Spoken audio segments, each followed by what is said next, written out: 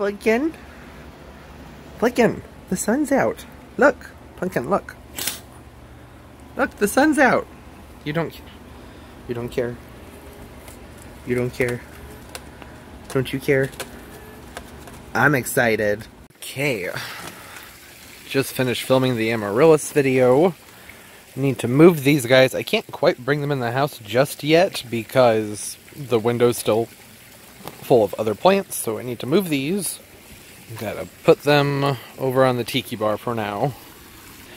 Oh, you guys, I have been trapped in the house all week. Today's Thursday, so really everything in this video is gonna, it's like a 2-day vlog, not really a this week in gardening, more of a the past 2 days in gardening video.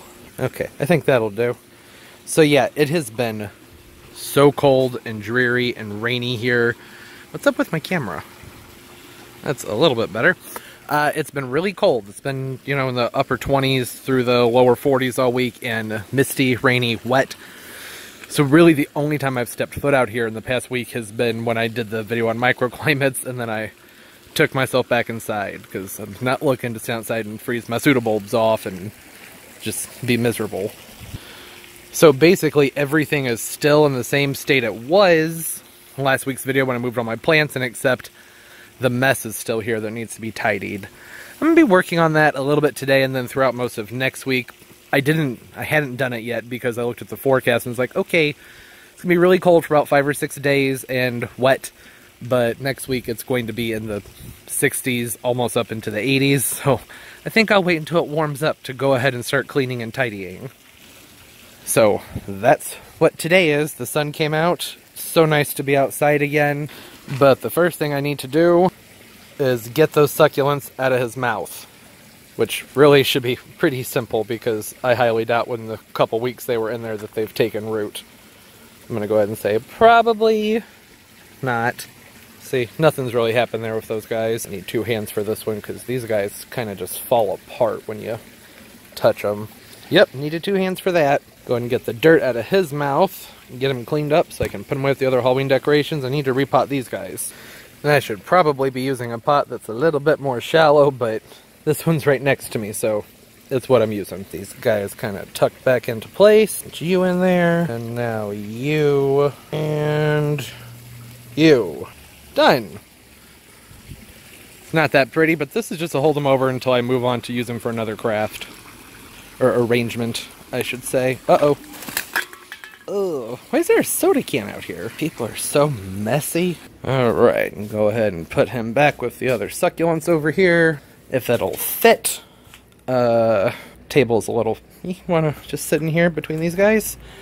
Need to get these guys potted up too, but I'm gonna wait until tomorrow when it's actually nice and warm out, and it is extremely humid today, which is nice. A little wet, particularly for this guy right here, so...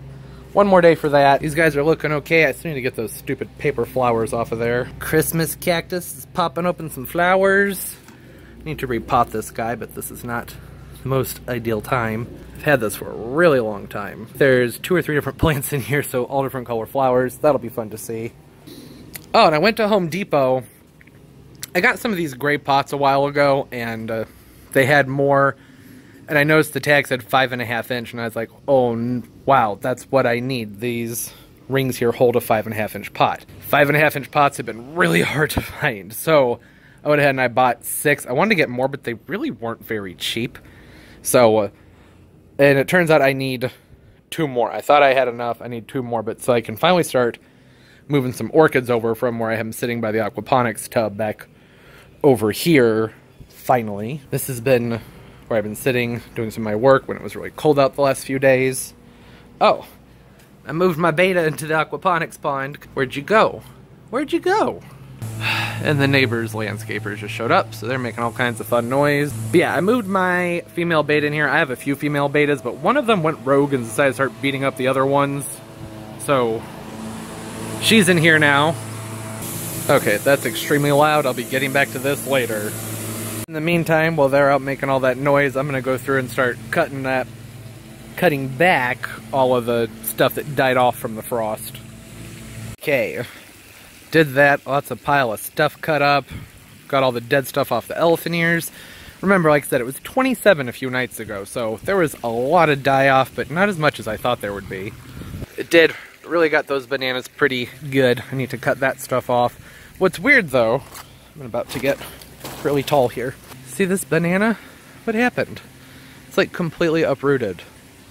Maybe that's from when they came to pick the palm tree up, and I don't know what happened there. That's very, very odd. But look at how nice the foliage is on there, because it's laying on the ground, so it had the warmth from the ground. I mean, it doesn't really matter, because it's not going to take root again this time of year, but hey, that's fun. Science and whatnot. Oh, don't die. This guy back here, though, this is that Zebrina Rojo. Not supposed to be very hardy, so I'm not shocked by its appearance.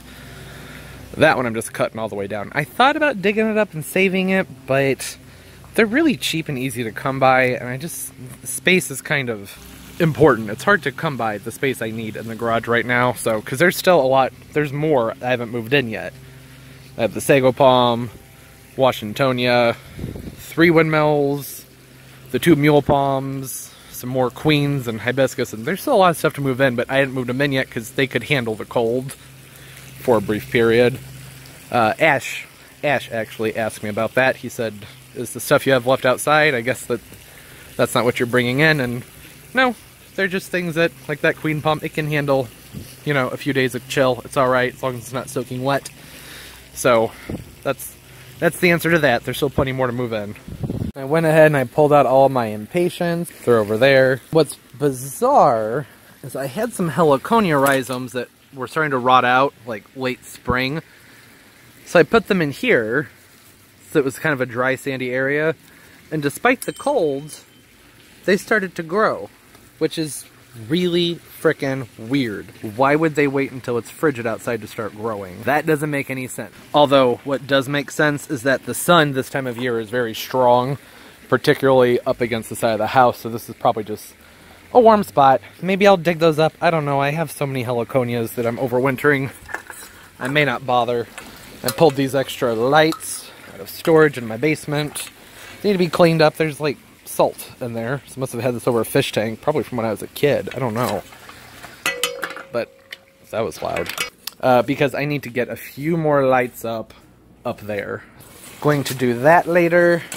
I had things set up to do my amaryllis video in here. So glad I didn't have to. Where'd my beta go? That was going to be a fun story. Well, anywho, she's in here right now because I have 5 female betas that I had in a 30-gallon aquarium with some crebenze cichlids. The crebenses had babies and then became very aggressive. So I had to pull those betas. Right now they're in a bowl, which I hate. It's a 5-gallon massive bowl, but I hate keeping them in a bowl, so they're only going to be in there for a week or two while I get a different tank set up for them. Something temporary. I may end up just putting all of them in here, but the one that's in here is separate from the others because she's a little bit larger. I see her. See her? Probably not very well. Well, that's her. She started picking on the others. That happens sometimes, especially when you move them, you change their territories. I may end up just putting all of them in here. This water stays fairly cool. It'll be okay for them, but I do need to move the rest of my koi in here. I'm giving it a day because it's been really cold. The thing is, I don't want them to slip into dormancy. That happens when, you know, the water gets cold.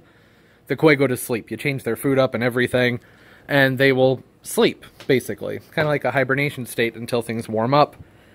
I don't want them to slip into that because it'll be a shock to pull them back out of it and put them into this water. Right now, I think the water's probably up to about 70, maybe. Not entirely sure. It's probably not accurate. Could be, though. It's going to take a long time to warm water up. This volume of water takes a long time. And I have a thermometer in there. I can't reach it. It's stuck. It's stuck back there. And once this space is warmed up more, this water's going to warm up, and this is going to hold heat better and release it better. A little bit more efficiently than having to run the heaters constantly, or if the power goes out, there's kind of this backup warm thing of water to help release the heat again. So that's one of the many reasons I have this in here. That and for humidity, although when the water's this cold, it's not helping with humidity. On that note, humidity... Oh! My Pachara bloomed. Looking pretty. ADD much? So the biggest struggle I've been having out here right now has been the humidity. You can see here right now the humidity is at 46%, and that is just dreadful. What I've been doing is using my sprayer and just misting everything about 6 times a day. I haven't done it yet today because it was very humid this morning. There was fog and stuff everywhere, so the humidity this morning was around 75 to 85%, I think. Like, I could barely breathe, it was so muggy. But I need to go through and mist and soak the Vandas and whatnot. And I have tried using an ultrasonic, like a vaporizer. You can kind of see it glowing down there. I had thought about buying like several of those and putting a small fan over here to help blow that mist around. The only problem with that is I don't really want to be out here inhaling vaporized fish poop. That can't be good for you. When the fog from that comes over this way and I catch myself inhaling it, I cough like crazy. It's not good. So that doesn't seem like a safe or viable option. Not if I'm going to be spending a lot of time out here, which I am. And yes, I could buy humidifiers. I would need multiple. But this space, it doesn't necessarily show in video, but this garage, I think it's 20 by 30. It's a very big space with a 12 or maybe 14 foot, probably a 12 foot ceiling. So using a residential, just like home humidifiers probably isn't going to cut it, and I would have to constantly refill them, which I don't feel like doing at all. I could run a line to a water line and put a float on it to keep them full. Perhaps. I don't know. This is something I have been contemplating and toying with how to resolve this issue all week and really all of last winter, because last winter I was like, this isn't going to work next year. I do not want to be out here constantly misting to keep the humidity up. It's not great for the plants either. You risk, especially with the palms, if it's cool in here, because it's also pretty hard to heat this space, you can end up with rot. Not great to have moisture inside the crowns of the palms. Especially the Robolini palm, but I avoid spraying over there. I try and spray mostly the ground and the surfaces and whatnot, and obviously the Vanda roots whenever I have the chance. I am very hot right now. So what I'm thinking about doing is I have some 10mm greenhouse plastic. I don't think this was in last week's vlog. I think I cut it out of the vlog because that vlog, it was like 3 hours of footage I had to edit down.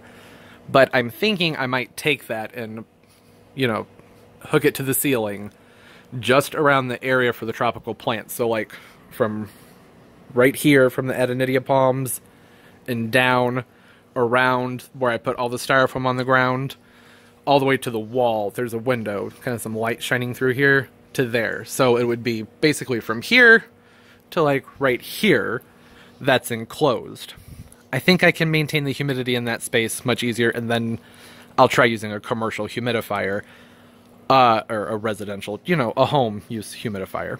But I also am going to be bringing the waterfall filter. The waterfall filter is going to keep water moving, and I'm thinking about making a slide sort of device and probably siliconing maybe lava stone or something to it so that there's a long wet surface. And then with circulation fans going, that also the moving water, as long as the water is warm enough, that is, will help keep the air moist too. I'm always trying to figure out ways to have things kind of do the work for me. I don't want to be constantly fighting things. I want things to have a natural progression and be not necessarily self-sustaining, but that is kind of the point of the aquaponics tub. And it's aquaponics. The plants that are growing through this aren't sustained purely through this water, so it's not technically aquaponics, but I'm using dirty fish water to keep my plants living. So it'd be a long description if I didn't just call it an aquaponics tub. Although I do plan on putting some aquaponics trays in here that have a continual flow through them, water circulating around the roots, so that I guess when I do that I can call it an aquaponics tub. I'm gonna keep calling it whatever I want to, because it's too hard to explain it every single time. So that's what's going on in here, the chaos in my mind. This weekend, not in this video, I will try and get the plastic hung, maybe. It was cold here for about 6 days, and it's supposed to be very pleasant, cloudy and maybe some rain, but temperatures, like I said, will be in the 60s and 70s, lows in the 50s for the next possibly 2 to 3 weeks. So I'm not rushing to do that right now. In fact, I can probably shut these heaters off today. I probably don't need these on right now because it just keeps getting hotter. But this is always a work in progress, which is fine. I've been doing some things to change up the lighting, a little bit brighter, which the Vandas do seem to be appreciating. Actually, all of the orchids seem to be appreciating it. I need to come back here and cut the old bloom stalks off this Fuller Sunset. It has a keiki up there, so I'm going to leave that until it gets more roots on it. But this guy, this bloomed for me for almost 18 months straight. But, you know, that came at a cost. See how tiny that leaf is? So even though it actually does have some spots that look like might bud out again, I'm going to cut the flowers off and repot it and give this a better opportunity to grow and develop its roots better and its foliage. And because what's the point of being excited about it flowering if the flowers look like garbage? If it gives me like 2 flowers each time, I'd rather the plant grow nice and healthy. Really the roots. When you're growing orchids, you're mostly growing the roots. Get those roots growing and let it put out a nice abundance of flowers later. Man, this is all over the place. I am so sorry. Actually, I am not. Welcome to my channel. This is just kind of how things go. Got some buds in here, so this hibiscus seems to be okay with the artificial lighting. Same here, nice, short, stumpy growth. That means this is getting plenty of light. This is the passion flower, the incense I did a video on not too long ago. And up here, the stapelia went ahead and its flowers are closing up, but it has some new buds in there. I might do a video on this at some point. I don't know. We will see. Bromeliads are looking good. They have some nice, huge pups coming up off of them, so when they're done flowering, I'm going to cut that off and probably just repot them. In the past, I've gone ahead and just left them and cut the old one off, but I always battle rot issues when I do that, so I think it's best to cut it and just start the pups over on their own. I have these guys hung up because sometimes I bring my parrots out here to play in the hibiscus and gives them some enrichment activity. They can forage for treats. Hibiscus is blooming. That's a good sign. This is the Seminole Pink, which is a classic. One of my favorites, that bubblegum pink. Now let's have a look at this guy.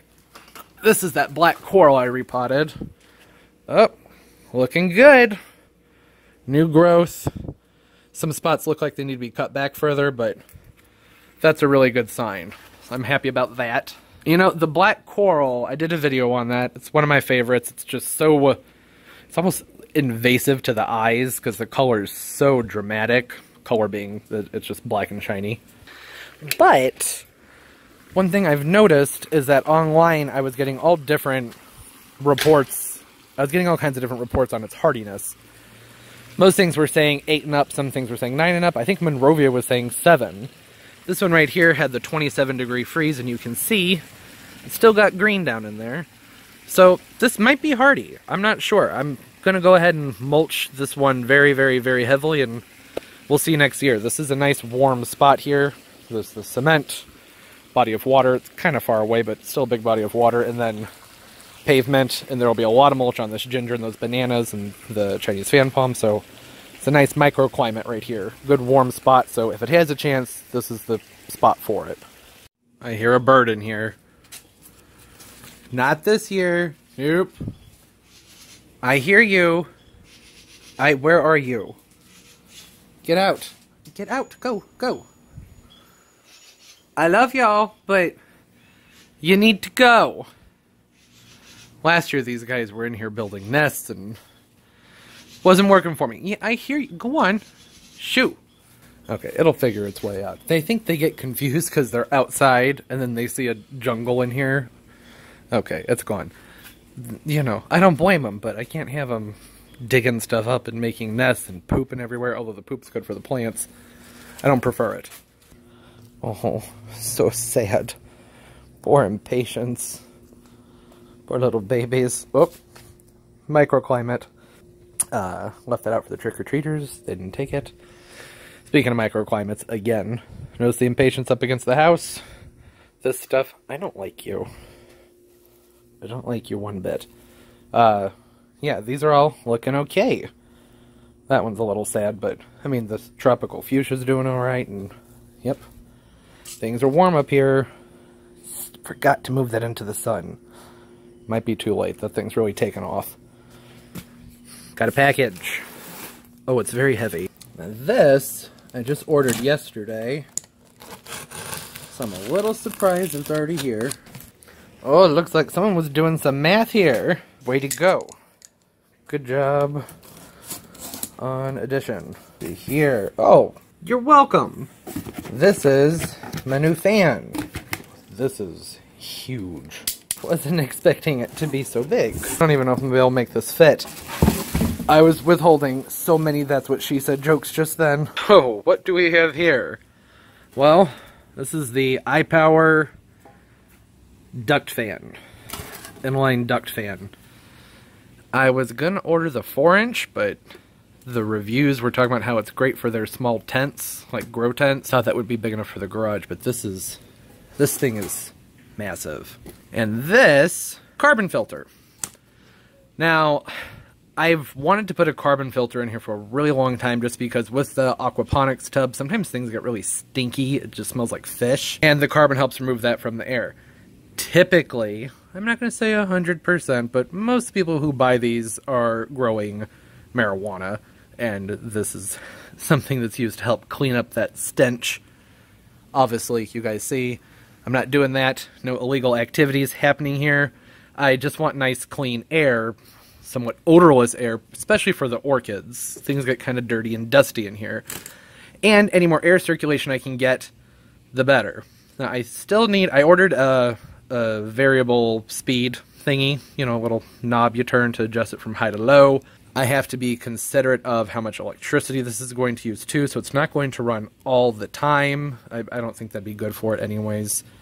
It had decent reviews, but still, it was fairly cheap. So, I don't want to run it all the time. There's a pre-filter that goes over this that, you know, help keep junk out of it, dirt and debris. It has screws on here, so I would imagine when the carbon stops being effective that I could just dump that out, refill it, or maybe just order a new one of these guys. I think I need to get some air duct tubing and some clamps to hold this all together. I'm going to be mounting this somewhere up high, and this will be somewhere kind of in the middle.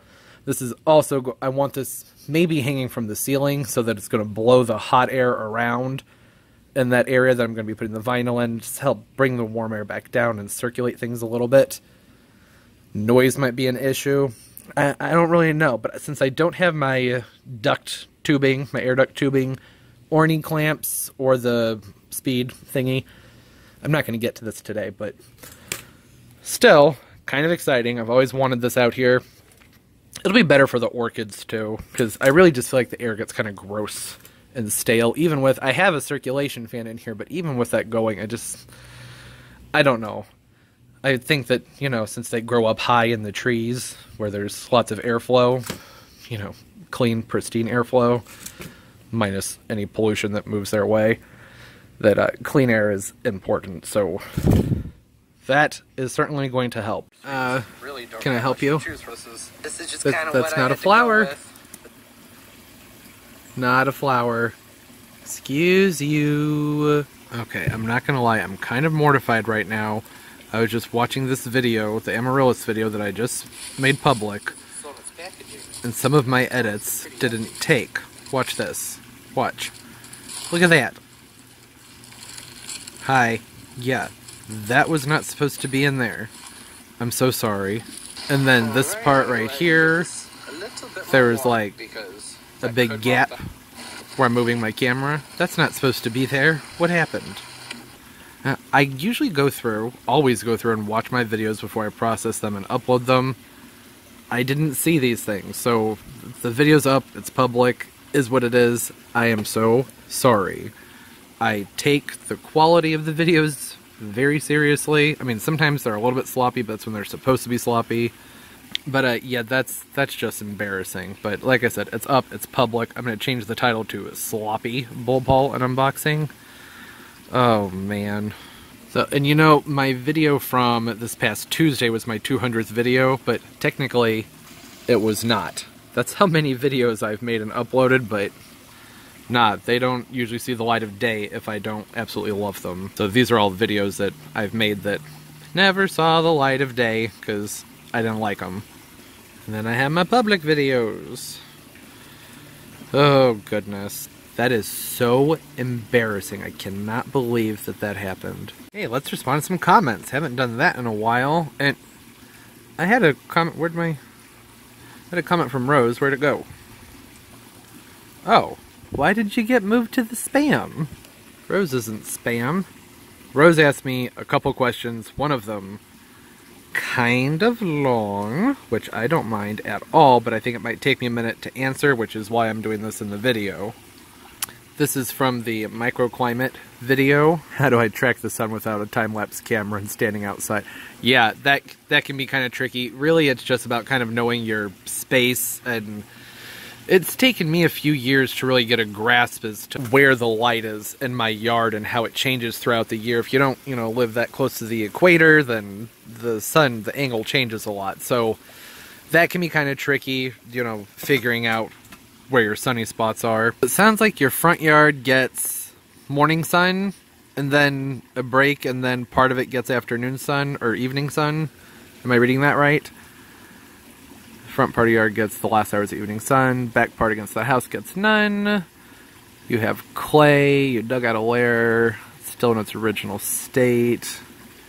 Yeah, it's in a solid ball. Clay is just a pain in the butt. I have clay. I hate it. I'm constantly amending my clay with gypsum pellets about twice a year. I do that, and it helps, but it's a practice of patience, you know, because it takes a while for it to break things down. And I also, you know, I amend with humus. I used to use peat, not so much anymore for environmental reasons, but the humus, the mushroom compost and things like that help to break things down. You can till in dried leaves, but you say down here later you don't have many leaves. Oh, and don't use oak or maple leaves. They mat up and can cause problems. That doesn't matter because you just said you don't have many leaves. How do I plant that one strip of border with some uniformity while half of it gets no sun? Ew, yeah. A row of campanilla, and you want to fill it up along the edge and have it become the whole ground cover, but it's not performing. Is it not performing, you think, because the sun's uneven? Or is it because of the clay? Or maybe both. Probably both. Wow. Alright, yeah, my hands are dirty. You guys have been watching me. I've been gardening. It's a gardening channel. Dirt happens. So you can dig and put more clay around with compost and slow release fertilizer around the campanillas, and then place them in the front part of the yard so it becomes a mat. You mean like building a berm? That would look nice. Okay, well the first part, I'll tackle that one. So having uniformity when your sun is shifting.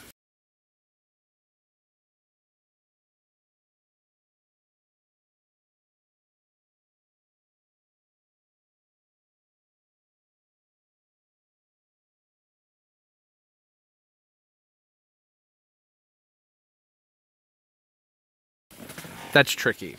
Now, in my garden, this whole area dips in, goes in, comes back out. That used to all get full sun, but it doesn't anymore. Now, this area gets full sun, this corner gets full sun, and it is shade back there, at least during the time of year when there's leaves on the magnolia up there. So, I used to be able to have a row of impatiens that went all the way through here, and it was absolutely gorgeous. I think you can look back a couple years ago on my channel and see some garden tours where that was stunning, but I can't do that anymore. And I have the same issue in my front yard. Part of it gets full sun, part of it gets shade, and I like to have the impatiens planted all around, but they just don't look the same everywhere I have them planted. In some spots they look great and they're huge. I mean, they're not now. You saw that earlier in the video. They're not looking very good right now.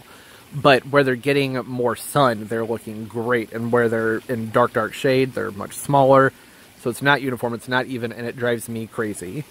So if that's what you're talking about, that's a tricky question to answer. Some plants, just because they need sun, doesn't mean you have to put them in the sun. So like, it doesn't look good right now because of the frost, but this whole hedge of bananas, it gets maybe 2 hours of sun a day. It's very shaded by these large trees. In the spring, it gets a lot of sun because there's not leaves on the trees yet, and that's what gets them going. But throughout the rest of the year, I have to give them a lot of extra fertilizer because they're not getting the energy from the sun. So that's one thing you can do to help with uniformity. In my front yard, I plant my front yard up in the spring and then I just kind of leave it alone because I'm never out there and I don't really care. I prefer to spend my time on things back here. But had I been more attentive to it, then I would go through the areas that aren't getting as much sun and I would fertilize those more often to help get them to be the proper size and help kind of match the ones that are getting the sun and doing better. Because like I said, if they're not getting their energy from the sun, they have to get it somewhere, so you have to give it to them through fertilizer.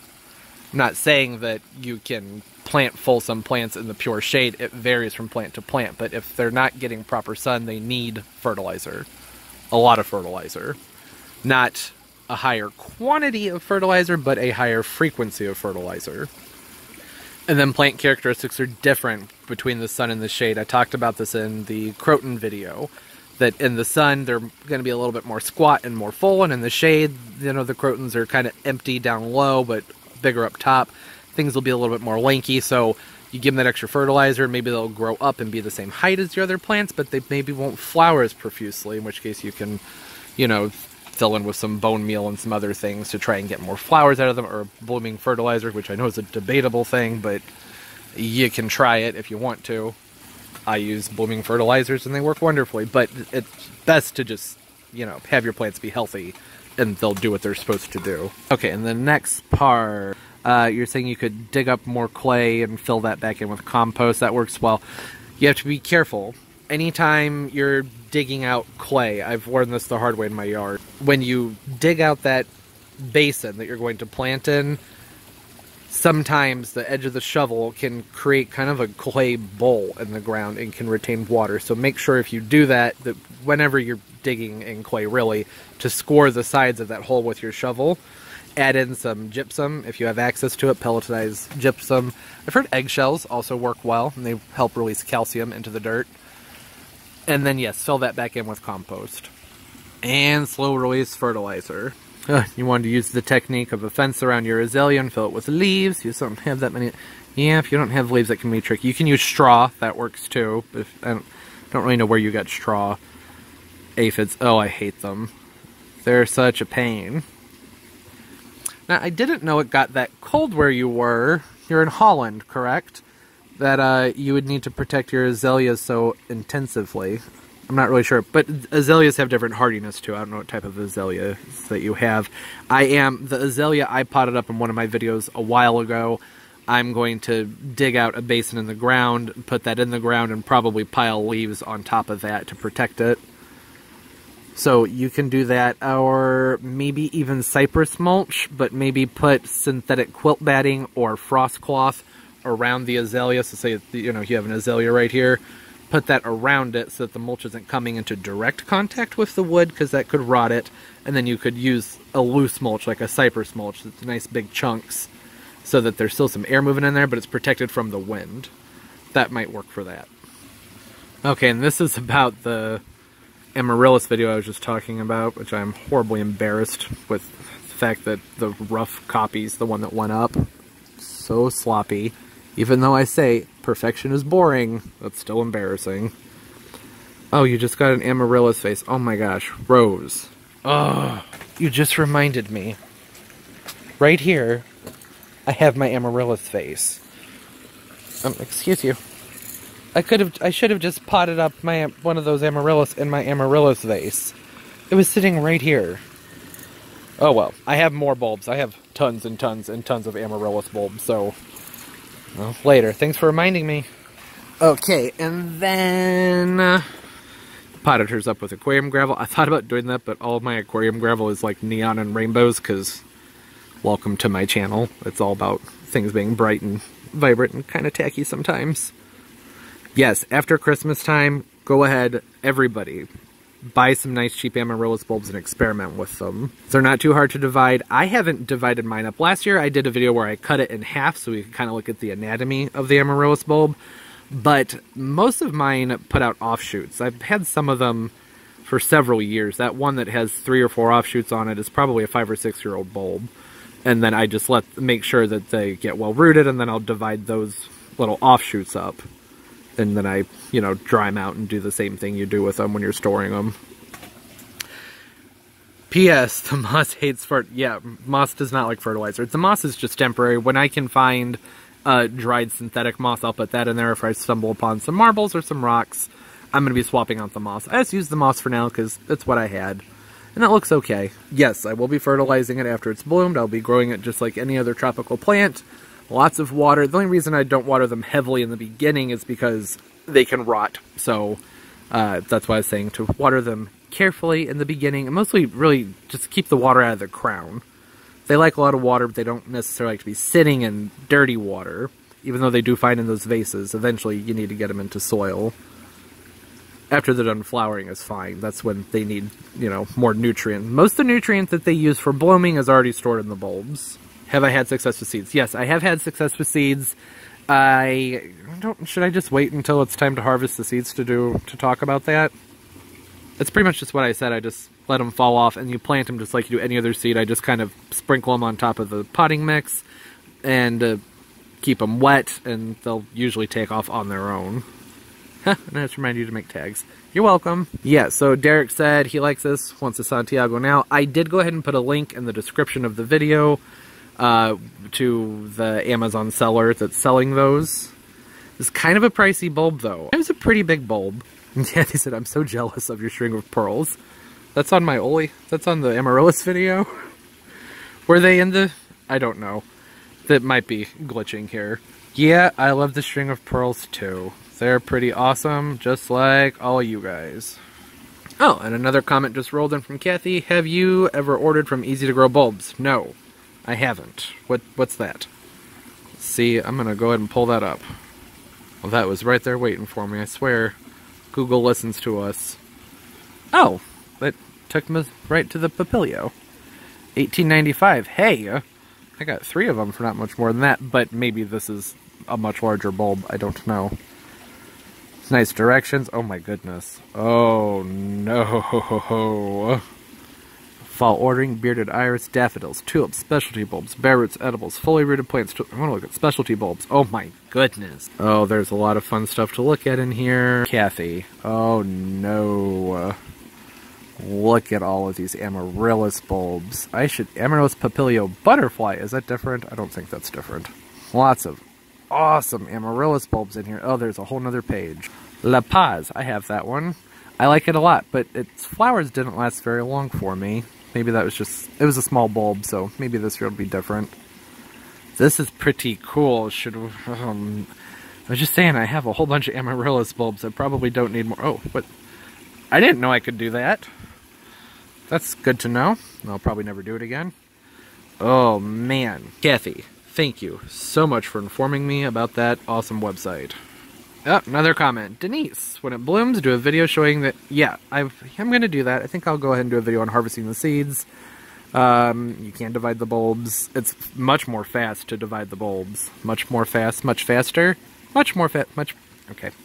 Sometimes when you talk a lot, technically talking to yourself, you start to stutter and stumble a little bit. Lots of beautiful blooms. Yeah, the red lion one is going to be blooming around Thanksgiving, probably. That one's already taken off. Excited to see what they look like. Alright, that's enough of that for now.